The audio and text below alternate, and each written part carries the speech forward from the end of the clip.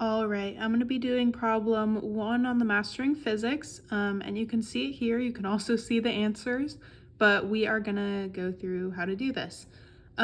So part A, the question is, a high-speed drill reaches 2,000 RPM in 0.53 seconds. What is the drill's angular acceleration, or alpha? So we're told that the drill reaches 2,000 RPM. That's just telling us that the final velocity of the drill is going to be 2,000 revolutions per minute. And that's going to happen in the span of 53 seconds. So if we go to my work here, we have the angular velocity, or omega, as 2,000 revolutions per minute.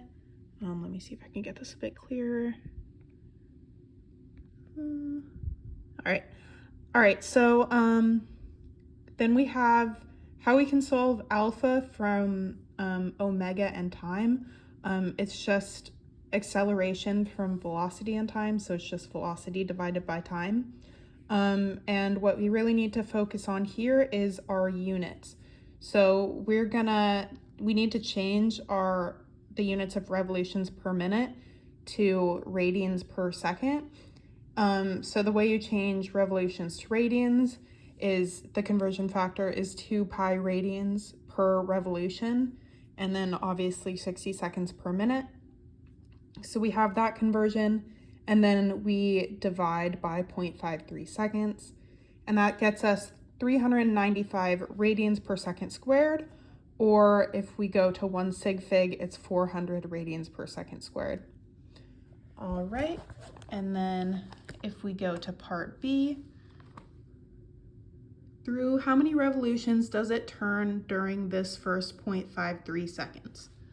Okay, so we are going to use our kinetic equation, which we've seen many times, which is the final velocity squared equals the initial velocity squared plus 2 times the acceleration times the change in position. And as from the last problem, we know that the angular velocity is 2,000 revolutions per minute, which, using the same conversion factors we did from part A, we know is 209 radians per second. So we can just plug in those known values. We know that the final velocity is going to be 209, and then the initial velocity, since it's speeding up from rest, is just going to be 0, and then plus 2 times the angular acceleration, which we just solved for, is 400, and then the change in position, which I'm going to call theta because it's rotational motion. So if we just do the algebra of that, we get 8.8 revolutions. So the most important part in both of these problems is just keeping track of units.